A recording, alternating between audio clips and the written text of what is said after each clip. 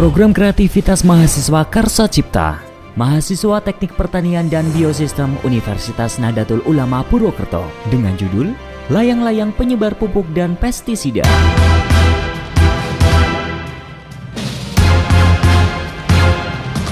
Ketua tim Adiatur Rohmah.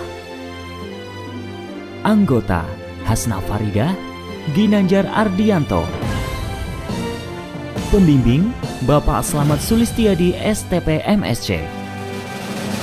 Video orang terbawa layang-layang yang diunggah dari channel YouTube Ebi Ferdian menunjukkan bahwa suatu massa bisa menerbangkan layang-layang dengan kecepatan angin tertentu. Terlepas dari kegunaan layang-layang pada umumnya sebagai media permainan maupun sebagai ajang kontes layangan bergengsi, dari sumber inspirasi video tersebut maka pemanfaatan layang-layang yang secara fungsi dan biaya lebih terjangkau serta menghemat tenaga kerja dapat diterapkan pada penyebaran pupuk serta sebagai alat penyemprotan pestisida sebagai penanggulangan hama penyakit. Pemupukan merupakan kegiatan pertanian yang memiliki peran besar dalam peningkatan produktivitas pertanian.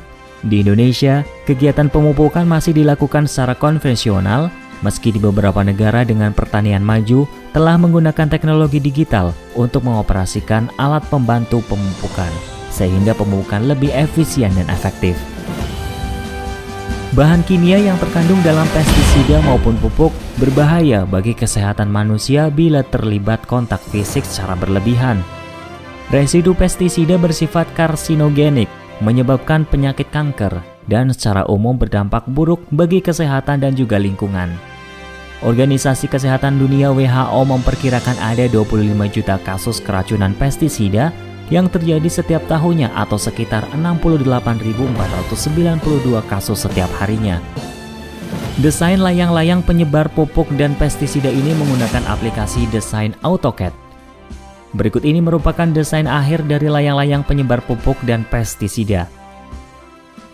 Desain komponen layang-layang didesain dengan standar umum bentuk layangan, dengan bagian tumpul di bawahnya dan dilengkapi ekor sebagai penyeimbang agar layang-layang lebih stabil. Ukuran diameter layang-layang 1 adalah 100 cm dan diameter 2 adalah 150 cm. Kerangka layang-layang dan titik pusat terbuat dari bambu. Sedangkan bahan layang-layang terbuat dari plastik roll. Tali layang-layang menggunakan tali nilon kristal.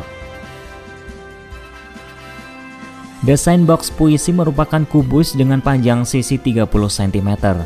Box ini terbuat dari akrilik, di mana bagian bawahnya terdapat tutup yang tersambung dengan tali pengikat untuk membuka pupuk atau pestisida pada daerah yang diinginkan. Ada dua jenis box puisi, yaitu untuk pupuk dan pestisida padat dan cair. Untuk box puisi padat digunakan lubang kecil yang dapat dibuka di bagian bawah seperti lubang kecil yang dapat dibuka dengan cara menarik penutupnya. Sedangkan penggunaan box puisi cair sama seperti padat, tetapi ada sedikit tambahan nozzle agar dapat disebar lebih merata. Komponen pengantar layangan antara lain spinning reel yang berfungsi mengatur tali dan arah layang-layang agar layangan dapat ditempatkan sebagai pusat pengendali penyebaran pupuk dan pestisida.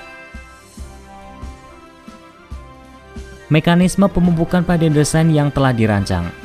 Pertama-tama atur tali goci pada layangan supaya dapat terbang dengan baik dan stabil. Kemudian masukkan pupuk ke dalam box yang sudah disediakan sesuai dengan takaran yang sudah disesuaikan dengan ukuran box.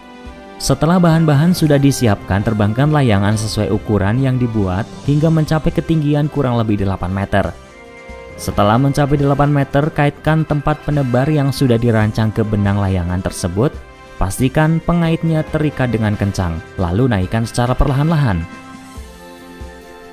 Setelah sampai ketinggian 100 meter, tinggal atur sesuai tempat yang akan diberi pupuk hingga pupuk yang di atas habis. Setelah habis, turunkan wadah pupuk menggunakan pengontrol spinning reel. Adapun perhitungan rumus yang didapat adalah rumus yang didapat dari NASA, National Aeronautics and Space Administration, mengenai pemodelan layang-layang interaktif versi 1.5, mengenai pemahaman konsep perhitungan sederhana tali goci, torsi layangan, gaya aerodinamik yang mempengaruhi karakteristik udara dan persamaan garis kontrol. Setelah mendapatkan konsep desain, selanjutnya rencana keberlanjutan program yang ingin dicapai yaitu terwujudnya produk jadi yang dapat diterap kembangkan demi penunjangan kegiatan pertanian agar lebih efektif dan efisien. Mahasiswa Teknik Pertanian dan Biosistem Universitas Nahdlatul Ulama Purwokerto, Spirit of Innovation.